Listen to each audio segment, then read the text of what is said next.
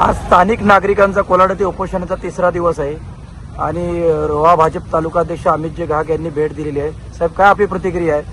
नाही, खरं तर नागरिकांच्या मागणीसाठी किंवा इथल्या होणाऱ्या लोकांना त्रासासाठी आज इथले आमचे प्रतिष्ठित नागरिक, सरपंच, आमचे पंचायत समिती सदस्य, सगळेच प्रमुख पदाधिकारी आहेत हे इथे उपोषणाला बसले आहेत. खरं तर वास्तव पाहता इथल्या NHIच्या जे अधिकारी आहेत त्यांनी ही वेळ आणून द्यायची गरज नव्हती.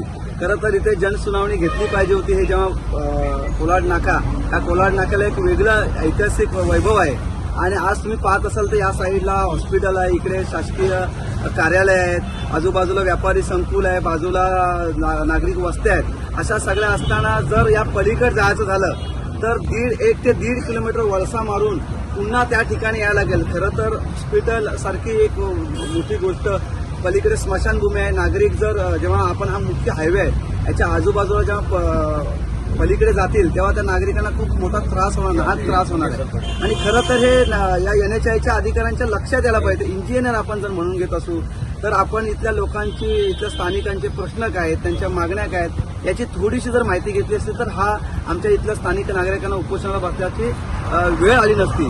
खरं तर आमची अजून त्या पुढे हायस्कूल आहे, हायस्कूलला देखील विद्यार्थी ये जा करणार आहेत. तिथे देखील एक उड्डाणपुलाची मागणी आम्ही माध्यमातून केलेली होती.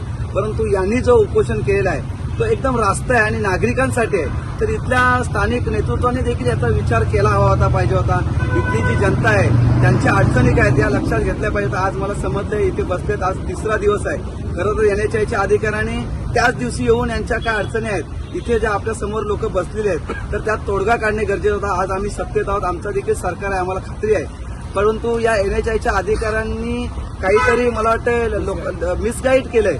तर त्यामुळं आम्ही आमच्या जे खासदार असतील, आमदार असतील, सरकारच्या माध्यमातून इथली जी लोकांची, स्थानिकांची जी अडचण आहे ती नक्कीच आम्ही दृष्टिकोनात आणून देऊ आणि ह्यांची जी मागणी आहे याला आमचा पूर्णतः पाठिंबा आहे. कारण शेवटी आम्ही देखील माणूस आहोत, आम्हाला देखील इथे दररोज यावं लागतं आणि मग जर 1-1.5 किलोमीटर जर वळसा मारायला लागला तर नागरिकांना त्रास होणार आहे आणि अर्थात जनतेला त्रास होणे. हा सरकार जो आहे हा जनतेसाठी आहे. त्यामुळे मला खात्री आहे आमच्या सरकारच्या माध्यमातून यांच्या ज्या मागण्या आहेत त्या पूर्ण होतील आणि माझा यासाठी पाठिंबा. पुढून मार्ग असावं अशी यांची जी मागणी आहे ही मागणी अधिकारी वर्गाने मान्य करायला पाहिजे.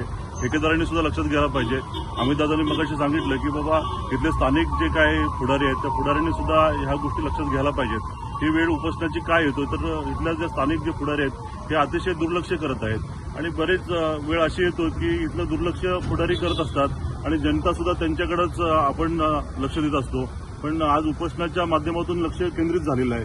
हे उपोषण जे आहे ते इथल्या स्थानिक लोकांच्या सेवेसाठी आहे. तिथल्या पुढं अमितदादांनी दुसरा एक प्रश्न उपस्थित केला की पुढं एक कॉलेज आहे, एक शाळा आहे, त्या शाळेच्या माध्यमातून जे काही मुलांची येणं जाणं आहे तिथं सुद्धा रस्ता ठेवण्यात आलेला आहे आणि अमितदादांच्या माध्यमातून सन्माननीय खासदार साहेबांना आमच्या पत्रव्यवहार सुद्धा झालेला आहे आणि निश्चितपणाने आम्ही सरकारची लोक असल्यामुळे त्याचा विचार करायला आम्ही सरकारच्या माध्यमातून भाग पाडू हा विश्वास तुम्हाला या ठिकाणी आज देतो.